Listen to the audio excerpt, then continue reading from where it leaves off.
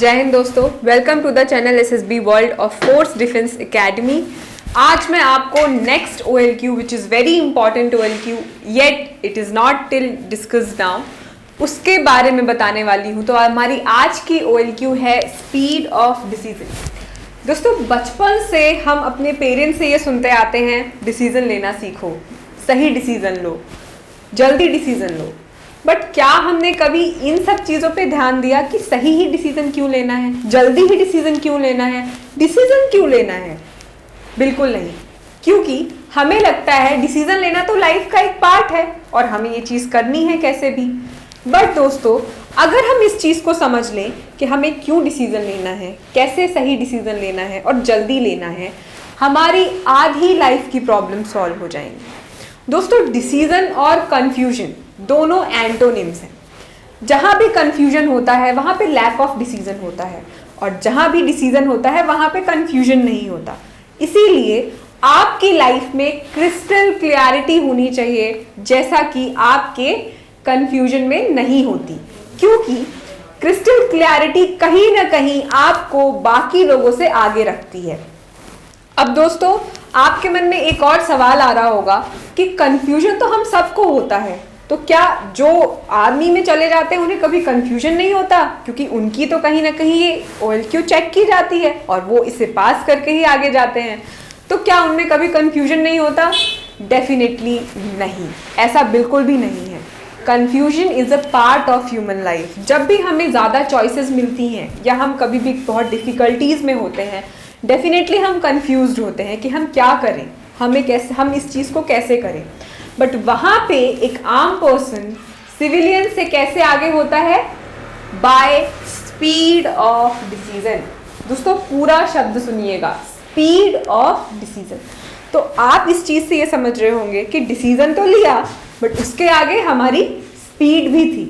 अब दोस्तों, फिजिक्स में हम हमेशा पढ़ते हैं लाइट ईयर की क्या स्पीड है, टाइम ट्रेवल करने की क्या स्पीड है। तो आप इस चीज़ से समझो कि स्पीड कितनी मैटर करती है हमारी लाइफ में, हमारी एजुकेशन में। आप देखते होंगे स्पीड हर जगह मैटर करती है। इवन बचपन से हमें स्पीड कैसे बढ़ाई जाए ये बताया जाता है, चाहे फिर वो किसी भी चीज़ में हो। Beat that, take as an example, खाना खाने में सब कहते हैं खाना स्पीड से खाओ, बिकॉज स्पीड कहीं ना कहीं आपका टाइम सेव करती है। स्पीड का फॉर्मूला भी पढ़ते हैं हम, डिस्टेंस अपॉन टाइम। तो कहीं ना कहीं टाइम अगर ज़्यादा है, स्पीड कम है, स्पीड ज़्यादा है, टाइम कम है। तो हम ये भी जानते हैं बचपन से कि टाइम कितना इम्पॉर्टेंट है। हमारे पेरेंट्स, हमारे ग्रैंड पेरेंट्स हमेशा कहते हैं दोस्त कि बच्चों, अगर लाइफ में कुछ सबसे ज़्यादा इम्पॉर्टेंट है वो है आपका टाइम, और टाइम ही खरीदा और बेचा जाता है। तो ये आपको समझ में, मैंने जो कहानी बताई, ये एक बैकग्राउंड स्टोरी है ये समझाने की कि डिसीजन कितना इम्पॉर्टेंट है और स्पीड ऑफ डिसीजन उससे भी ज़्यादा इम्पॉर्टेंट है। आइए अब इसको SSB के पर्सपेक्टिव से जानते हैं। स्पीड ऑफ डिसीजन दोस्तों बहुत इम्पॉर्टेंट OLQ है, और किसी भी फौजी के अंदर अगर ये चीज़ नहीं है तो आपको फौज में बहुत दिक्कत आएगी, क्योंकि फौज एक ऐसा इंस्टीट्यूशन है जहाँ पे आपको हर पल कुछ ना कुछ नया डिसाइड करना पड़ता है। आप लीडर होते हो, आप लीड करते हो, और लीडर का जो समय होता है 24/7 डिसीजंस लेने में जाता है। इसलिए इस फैक्टर को as an OLQ, as an syllabus रखा गया है आपको टेस्ट करने के लिए। अब दोस्तों, नेक्स्ट क्वेश्चन ये है कि 5 दिन कहाँ पे हमारा स्पीड ऑफ डिसीजन चेक होता है? तो दोस्तों, 5 दिन आपका हर जगह स्पीड ऑफ डिसीजन चेक होता है। Interview, GTO and psychology.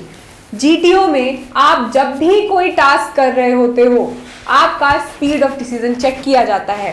Precisely आपके कमांड टास्क में आपका स्पीड ऑफ डिसीजन चेक किया जाता है, क्योंकि उस टाइम पे आप कमांडर होते हो अपने पूरे टास्क के, और डिसीजन लेने का आपको इंडिविजुअल अधिकार दिया जाता है। तो आपका सोली आपके डिसीजंस को वहाँ पे चेक किया जाता है। दूसरी बात, कमांड टास्क के अलावा लेक्चरेट में आपका स्पीड ऑफ डिसीजन चेक किया जाता है। इसके अलावा इंटरव्यू में आपका स्पीड ऑफ डिसीजन आपके पास्ट एक्सपीरियंसेस से चेक किया जाता है, आपको SRTs देके चेक किया जाता है।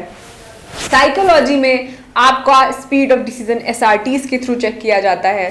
कुछ स्टोरीज में भी वो देखते हैं कि किस प्रॉब्लम में आपने कितना जल्दी क्या सॉल्यूशन सोचा। तो नेगेटिव स्टोरीज जो होती हैं दोस्तों, उसका जो पर्सपेक्टिव होता है वो सिर्फ आपका परसेप्शन चेक करने के अलावा ये भी चेक करना होता है कि किसी नेगेटिव सिनेरियो में आपने कितना जल्दी डिसाइड किया कि क्या रिकोर्स होगा। तो अब समझ में आ रहा होगा आपको कि स्पीड ऑफ डिसीजन सिर्फ आपका जीटीओ नहीं बल्कि इंटरव्यूअर और साइकोलॉजिस्ट भी चेक करता है।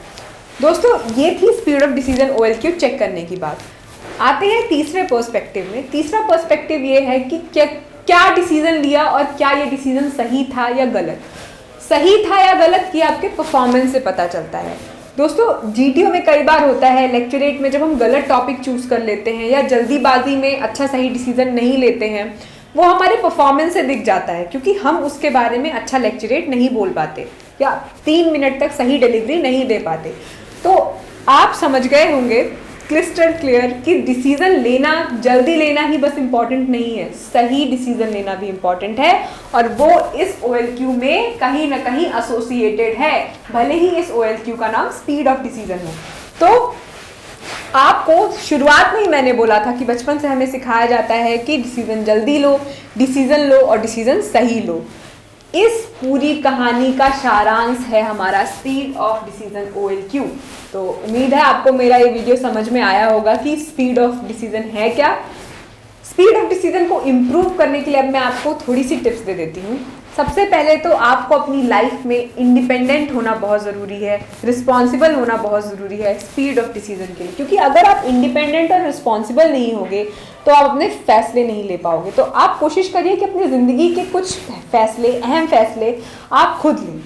दूसरी बात, स्पीड ऑफ डिसीजन के लिए अच्छा करने के लिए आपको ये भी करना चाहिए कि आप कहीं ना कहीं लोगों के एक्सपीरियंस से सीखें, उनके नॉलेज को शेयर करें, उनके नॉलेज से कुछ गेन करें।